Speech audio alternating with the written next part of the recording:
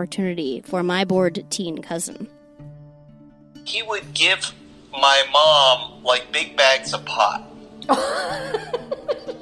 Was in the multiple ounces of weight. Yeah. Which is a lot when you're, to see when you're that young. I mean, the thing is, though, my mom really never used it. So she accumulated a couple of these bags, but she didn't really accumulate them because I was basically pilfering from them all the time. And so, it was a little bit over a long period of time, but eventually my mom went to look for it and realized that it was gone and told Walter, and Walter was like, what the hell happened? We had a sit down. Oh. Me, him, and my mom, because he apparently was shocked that I was doing this kind of behavior. And he was like, what'd you do? What happened to all that pot? What'd you do with it? And I didn't know what to say, and I was kind of embarrassed that I had smoked most of it myself. So I lied, and I said, I sold it to my friends, which was totally untrue. I really just smoked most of it myself, Oh my God, that's hilarious. It wasn't hilarious at the time. It was the most mortifying, embarrassing thing to happen. My dad has no memory of this memorable and significant event to my cousin scientist, illustrating how humans' memories of the same event are different and subjective, and reminds me of the meaningful moment in my youth when my older sister told me our parents were pot smugglers, an event she has no memory of. The older one did that? No, I mean, it's hard to remember. I mean, pot was just sort of like a chair. I mean, there was always a lot of it around, and so I guess I gave it to her or them. I just don't remember. I mean, we didn't leave it out, but it was, if anybody, I just gave it away to everybody I knew. That was sort of part of the gig.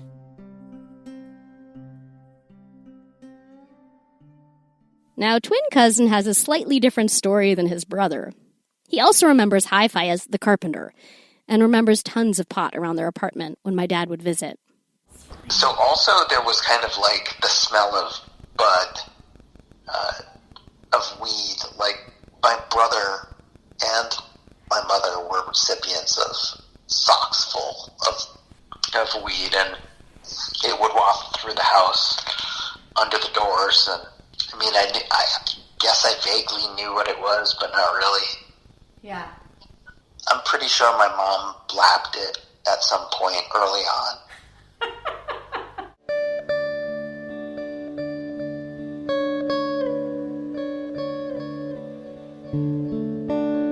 Are your memories when you were a child of your uncle visiting my dad, are they fond memories? I mean, did he strike you as overly generous, like wonderfully generous? Was it like surprising?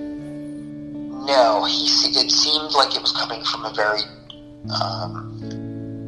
genuine place, Yeah. like family. Yeah. And I think he wanted things to be good with the East Coast peeps. Yeah. Because, there's part of the story is fleeing the East Coast because it's so uptight and disgusting. My dad was fleeing the oppression of city living and old East Coast traditions, while simultaneously seeking the center of the cultural arts and music movement, which turned out to be Marin County in the 70s, where the psychedelic pioneers migrated after the Summer of Love kind of ruined San Francisco, according to many psychedelic pioneers. New York City was, and still is, busy, bustling, a place of business, and its leisure comes in the forms of culture and nightlife rather than nature and hiking. My dad is a nature enthusiast. He's a high-strung Hebe who thrives in a relaxed country setting. So fleeing New York and its hustle-bustle for the laid-back vibes of Marin County in Northern California was a lifesaver for my dad.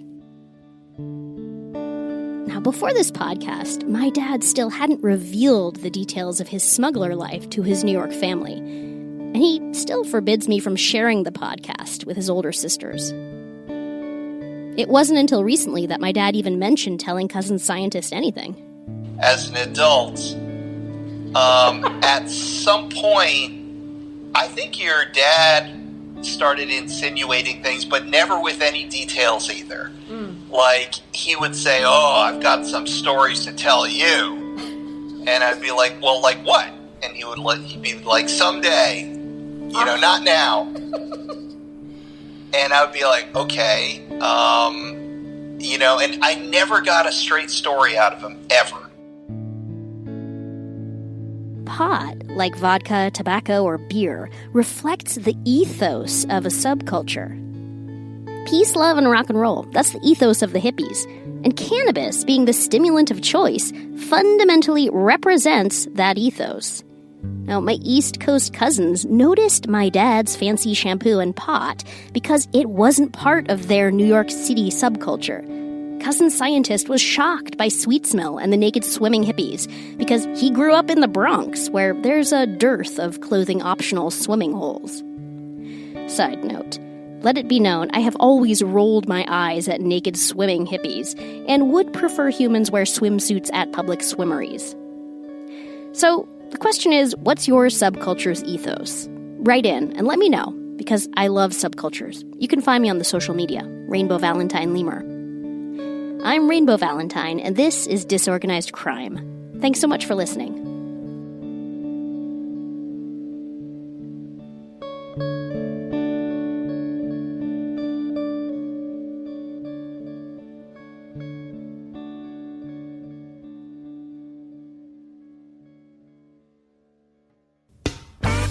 Disorganized Crime, Smuggler's Daughter, is written and recorded by me, Rainbow Valentine. Our producers are Gabby Watts and Taylor Church. Executive producers are Brandon Barr, Brian Lavin, Elsie Crowley, and me at School of Humans, and Connell Byrne and Charles Bryant at iHeartRadio. Our music is by Gabby Lala and Claire Campbell, with original theme by Mark Karen and me. You can follow us online at disorganizedcrimepodcast.com.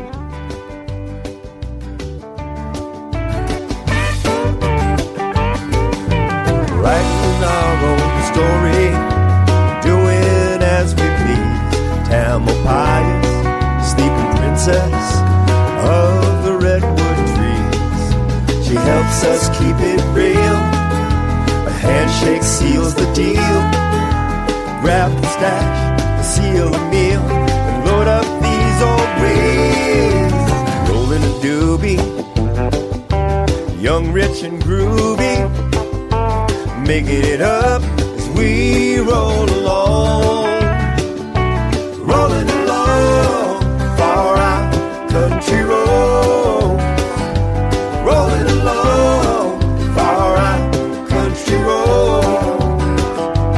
Rolling along, far out country road.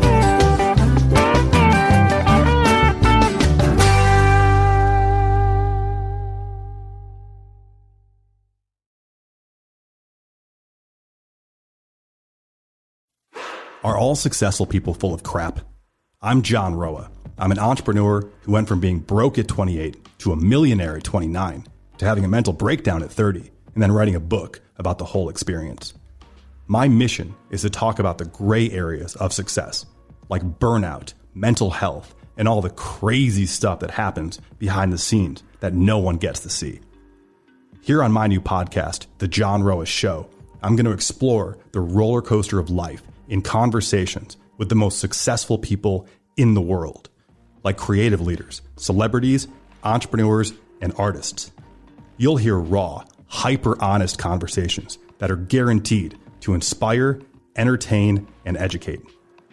Listen to The John Roa Show every Monday on the iHeartRadio app, Apple Podcasts, or wherever you get your podcasts. For more info, go to roa.com. That's ROA.com.